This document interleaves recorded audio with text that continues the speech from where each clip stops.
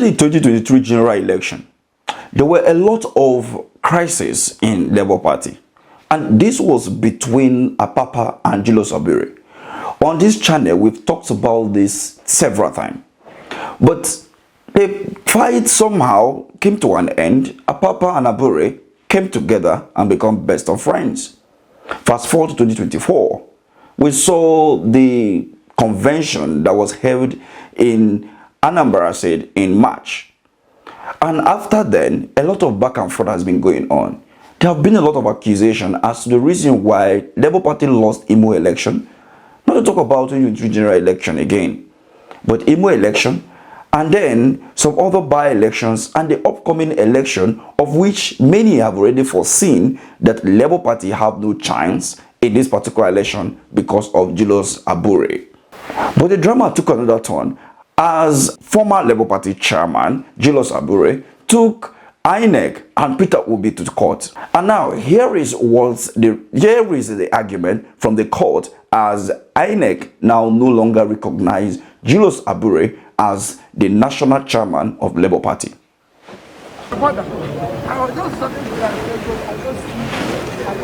According to the news, the Independent National Electoral Commission, INEC, has restricted that it is illegal and unconstitutional for Julius Abure to continue identifying himself as the national chairman of the Labour Party.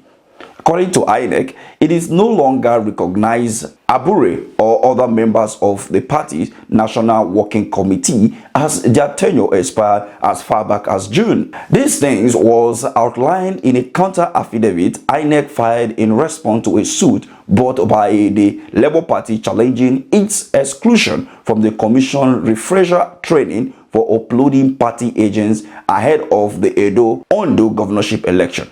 Do not forget that Julius Abure behavior is the reason why Labour Party is now having no agent in the forthcoming election, of which Alex Oti talked about this, which I brought you a notice in our last video. According to the INEC, they said the election which brought about Julius Abure in March was not, recognized, of which it violated both the Nigerian Constitution and the Electoral Act, emphasizing that it only deals with parties that have legitimate leadership in place.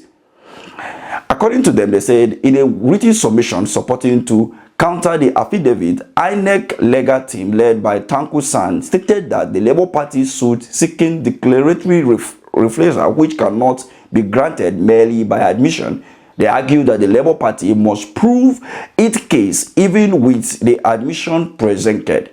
INEC lawyers further accuse or assure that due to the Labour Party's failure to adhere to the legal requirement in holding its national convention, and the party no longer has a valid leadership with which INEC can engage them. They urge the court to dismiss the suit, arguing that the Labour Party is not entitled to the relief it is seeking. When you look at all of this drama, now you will understand the reason why when Alex Oti said that they were no longer having agents in the forthcoming election, which means that the APC and the PDP can actually outsmart Labour Party because they have no representative at the polling unit. Now, I want you to take a listen to this particular video of Nigerians who are reacting to this particular. So excited. Abure, go and rest. Please start planning to hand over all our documents to the new caretaker committee and leave the Labour House, please. We don't want to. INEC has clearly stated that it is illegal for you to parade yourself as the Labour Party chairman. Thank you, Peter Obi. Thank you, Alex Oti, for making this nice move. I'm so excited. LUP. No, this is like Patrick Obayongba once said, that is definitely, obvious to the blind. I mean, visible to the blind and audible to the deaf, that Julius Abure is the masterminder, according to many Nigerians, to the failure of Labour Party, both in the general election and subsequent election after the 2023 general election. Because of his leadership style, many have criticized him even prior to the election in 2023 and even after, because of his, kind of leadership.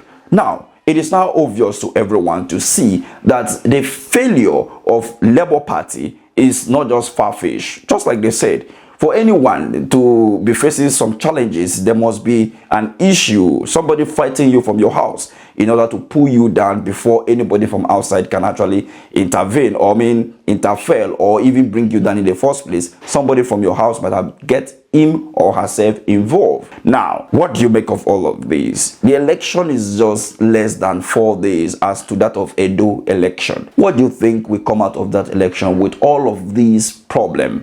Let's have your conversation at this conversation in the comment section. Thank you for watching.